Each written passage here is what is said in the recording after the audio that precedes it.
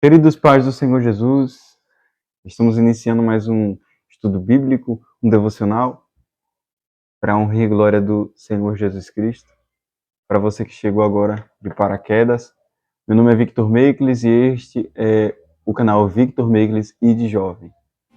Toda a terra regerá, vencendo, vem Jesus. Queridos, uma coisa que vem chamando a atenção dos jovens, e alguns jovens até mesmo, chegaram a mim e perguntaram: o que precisa para ser um pregador? O que eu preciso fazer para ser um pregador? Vou deixar aqui escancaradamente para você que quer ser um pregador. Entenda o que eu vou passar para você aqui neste exato momento, neste vídeo. Antes de iniciar, eu gostaria de que você deixasse seu like aqui, compartilhasse com o seu amigo mais próximo ou o seu amigo mais distante, alguém de sua família, ou em um grupo de familiar, mandar para que possa ser edificado também essas pessoas. O que é preciso para ser um pregador? Eu confesso a você que isso foi um pouco difícil para eu responder. Até porque parece simples, mas é difícil. É muito difícil explicar o que um pregador precisa fazer. Um requisito para ser um pregador. É algo difícil. Muito difícil, vai bastante de você. Você vai ter que se dobrar, esquecer de si mesmo, diversas vezes fugir para um canto em que você mesmo, somente você e Deus estão ali, para meditar na palavra do Senhor. Isso é muito bom, mas eu acredito que isso vai afetar muito a sua área sentimental. Vai afetar muito a sua área sentimental, e isso eu posso te dizer que é a parte que mais vai doer em você. Não vou dizer que é a parte que mais vai doer em você, mas é uma das partes que vão doer em você. Todas as partes vão doer muito. Mas de princípio e preliminar, você não pode começar a pensar ao menos em ser um pregador se ao menos você não conhece a palavra do Senhor. É preciso entender que a palavra do Senhor é a fonte da onde vai sair a sabedoria. A sua sabedoria vem do Senhor. Não de homens, mas sim do Senhor. Então, como é que você vai pregar uma coisa se você não conhece? Então, esse é o principal que você precisa fazer. Conhecer a Deus. Todos os homens de Deus que conhecem a Deus não ficam calados. Todos eles pregaram. Você vê, Pedro pregou para uma multidão e eles aceitaram a Jesus. Pedro curou um coxo e ele se levantou maravilhado e foi adorar ao Senhor. Nós vemos mais à frente Estevão também pregando no momento do seu julgamento. Ele pregou. Então nós vemos homens de Deus pregando conforme a disponibilidade dele por si próprio. Todos eles tinham total disponibilidade para pregar o Evangelho. Se eles pregavam o Evangelho é porque eles sabiam. Quando você vê a pregação de Estevão, você vê a pregação bíblica. E isso é bastante importante. Sem fugir de nada, uma pregação bastante exegética. Vejamos, além de você entender a palavra do Senhor, você também precisa viver. Tem alguns questionamentos de algumas pessoas, alguns estudiosos que pensam e colocam até o que Paulo diz, dizendo: quem vive do altar, come do altar. Algumas pessoas tratam isso de dinheiro ou ofertas do altar, que no caso, ofertas dos dízimos. No caso, eu acredito que, acerca do que Paulo está dizendo naquele momento, é aquele que prega, também viva do que prega. E se não for, posso sim tratar dessa forma, por ligações ou algo do tipo em textos bíblicos. Mas a principal ação do pregador é um coração reto ao Senhor. Um coração quebrantado e contrito. Um coração verdadeiro. não pode fugir de forma alguma deste pilar. É preciso ter um coração verdadeiro. É preciso ver a verdadeira essência de um cristão genuíno nas ações, no coração, na humildade de si próprio. Quando isso acontece, você engrandece a Deus. Você simplesmente se diminui e engrandece a Deus. E quando você engrandece a Deus, você está indo para o lugar certo. Vejamos uma coisa bastante interessante do que se pode fazer, o que se precisa fazer para ser um pregador. Jovem, perceba bem isso aqui. Isso vai para os jovens, mas também para todos que podem ouvir. Veja só, se você quer ser um pregador, além de entender, além de viver, que no caso já vem como uma ajuda mesmo para que você possa viver dessa forma, vivendo o que você prega, é preciso lembrar do que foi falado para Timóteo acerca dos desejos da juventude. Quando Paulo diz, fuja outro sim dos desejos da mocidade. Ele está advertendo para Timóteo, você é um obreiro do Senhor, você lidera igrejas, então você precisa se corrigir, fugir de si próprio. Você é jovem, você precisa fugir de si próprio, fugir dos seus desejos. Então você fuja. Não bata de frente, não vá de frente, simplesmente fuja. Se você está na faculdade, fuja do desejo da sua carne. Se você está na sua escola, fuja do desejo da sua carne. No trabalho, fuja do desejo da carne. Em qualquer lugar que você estiver, fuja do desejo da carne. Para ser um pregador é preciso isso. Para ser um pregador é preciso desses pilares bastante importantes. Com esses pilares você pode sim, com certeza, iniciar o seu ministério como pregador. Mas entenda uma coisa. Tema e trema perante a palavra do Senhor. Tema e trema perante a palavra do Senhor. Tenha medo do que pode acontecer. Tenha medo. Isso vai mostrar para você a seriedade daquilo que você está conhecendo. Daquele a qual você está pregoando.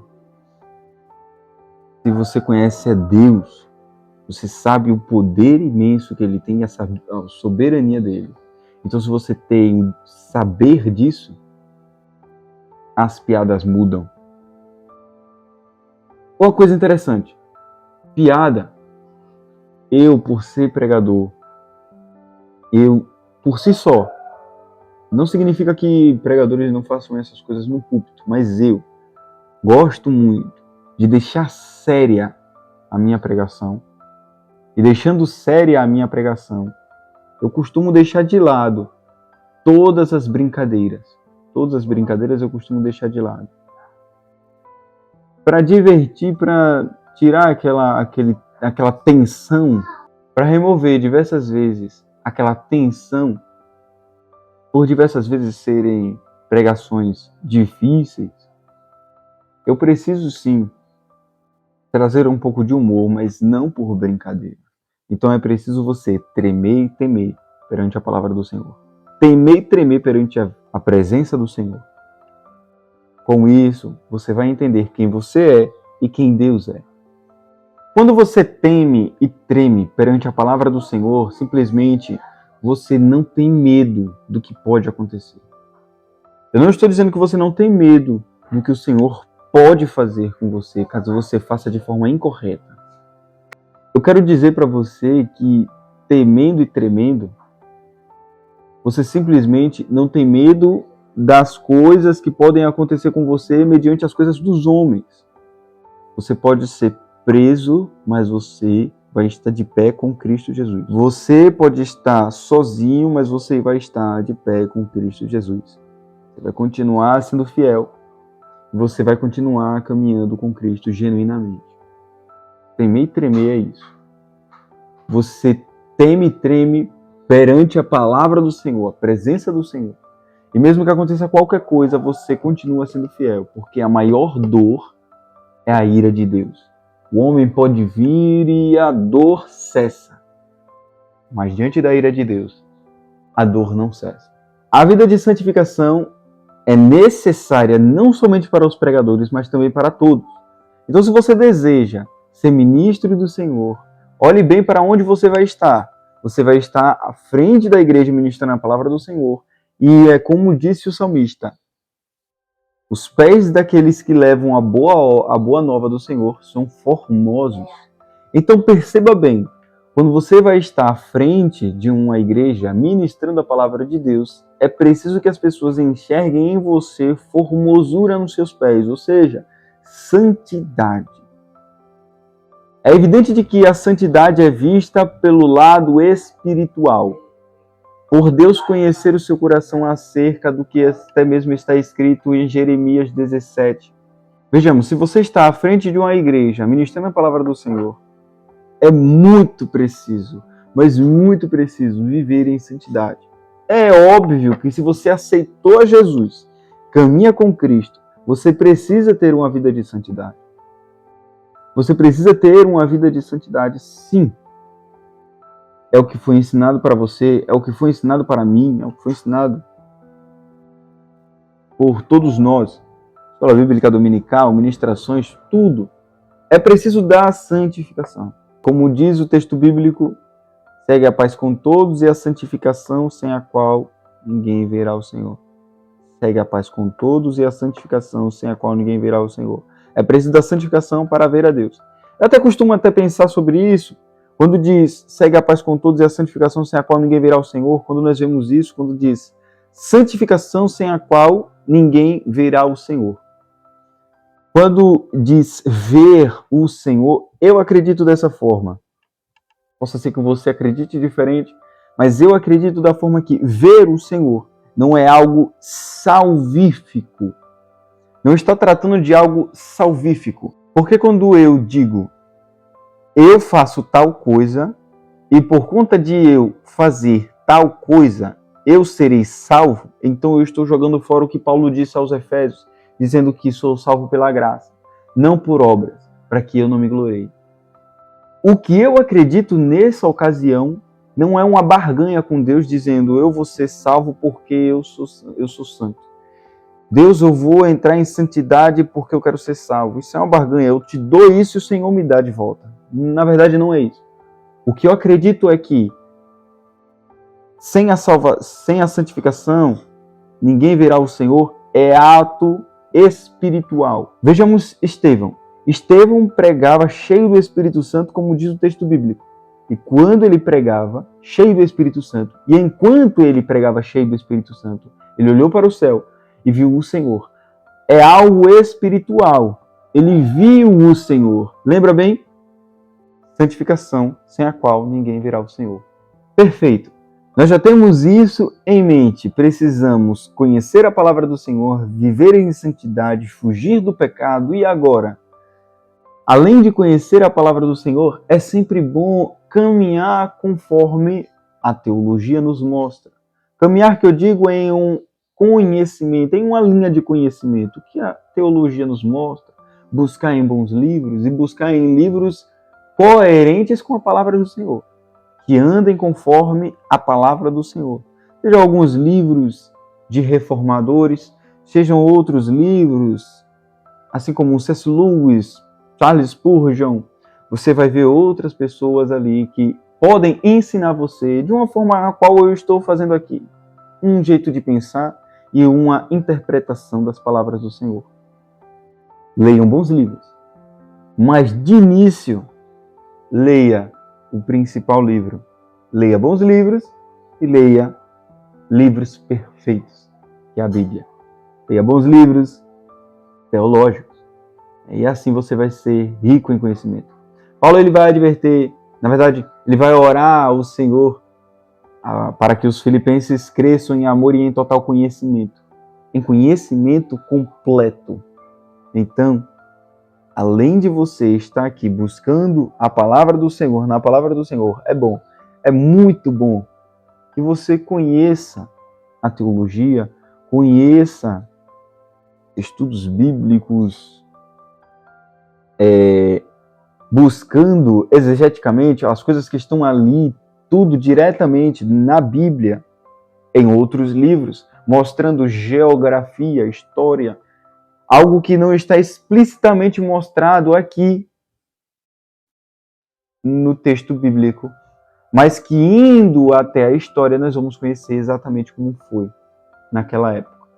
Isso não vai te matar, esqueça isso do que falaram para você. A letra mata, mas o espírito vivifica, então isso é a teologia que vai te matar, então não estude. De forma alguma. Vai ser um pouquinho pesado o que eu vou falar para você, mas isso é Satanás que coloca na mente de muitos de jovens, muitas pessoas que não querem conhecer a teologia e dizem isso. Mas eu digo uma coisa para você. O que Paulo ele está dizendo sobre a letra mata, mas o espírito vivifica, se você for ver o contexto, quando ele fala pedra, Moisés, lei, então o que ele está dizendo, a letra é simplesmente a lei. A lei mata, mas o espírito vivifica. O que é que ele está falando aí? Romanos 7, quando você vai ver, ele vai dizer que Paulo vai dizer que Paulo diz que quando ele não conhecia o que era pecado, a lei veio e mostrou para ele o que era pecado. Quando a lei mostrou para ele que era pecado, então ele morreu. Então, quando nós damos ligações de textos, nós vemos simplesmente que Paulo ele está dizendo que a letra mata, ou seja, a letra me mostrou que era pecado, portanto, qual é o preço do pecado? O salário do pecado é a morte. Então, eu conheço que é pecado, vi que eu pequei. Eu conheço que é pecado, vi que pequei, morri. Por quê? Porque a letra me mostrou que era pecado, a lei. E o espírito vivifica é simplesmente o que nós vemos em Gálatas capítulo 6. Que espírito vivifica é essa? A lei, então, é errada de forma alguma. A lei não é errada. Gálatas capítulo 6, versículo 2, Paulo vai mostrar uma lei, que essa é a verdadeira. Não que a lei de Moisés é a falsa, de forma alguma, mas essa lei é a lei traduzida pelo nosso Deus. A lei de Cristo, como Paulo fala em Gálatas capítulo 6, versículo 2. Perfeito, ministro. Agora você já pode dizer que você pode pregar o evangelho? É bom se sentar e aprender com os seus mestres. É bom se assentar e ouvir o seu pastor, o seu conselheiro. É bom você se assentar e ouvir. Porque você pode sim chegar e ler a Bíblia, mas você não tem um direcionamento correto. E é por isso que é bom você chegar às pessoas que mais têm experiência do que você e conhecer verdadeiramente. Depois disso, você já pode pregar. Mas olha só, veja bem, o que eu estou dizendo é ministrações em igreja, porque fora você já pode pregar assim que você conhece a Cristo. Assim que você conhece a Cristo, você já é dado para você, já é confiado para você pregar para pessoas. Seja do simples, Cristo me libertou disso, Cristo me libertou daquilo, o seu testemunho. E você simplesmente vai pregar para outras pessoas. Porque é isso que o Senhor nos mostra. Ide, pregai o evangelho a toda criatura. É todos. Se você aceitou a Cristo, você precisa pregar. Agora, se você deseja ser ministro do Senhor, então vejamos. Trate de colocar em prática aquilo que eu falei para você. Amém? Queridos, esse foi o vídeo. Eu gostaria de pedir para você para que deixe seu like. Deixe um comentário também, caso você queira tenha um tema assim em mente para que eu possa trazer aqui para vocês. Eu vou estar bastante feliz em estar respondendo a cada um de vocês no comentário. Deixe seus comentários aqui e também compartilhe com um amigo mais próximo, compartilhe com um familiar seu, compartilhe lá no grupo da família, onde está aqueles tios e tias que entram em choque, né, sobre o evangelho, ou até mesmo aquela tia que gosta muito de ouvir a palavra do Senhor. Mande para ela para que ela possa ser edificada, e todos para que possam ser edificados. Amém? Deus abençoe a sua vida.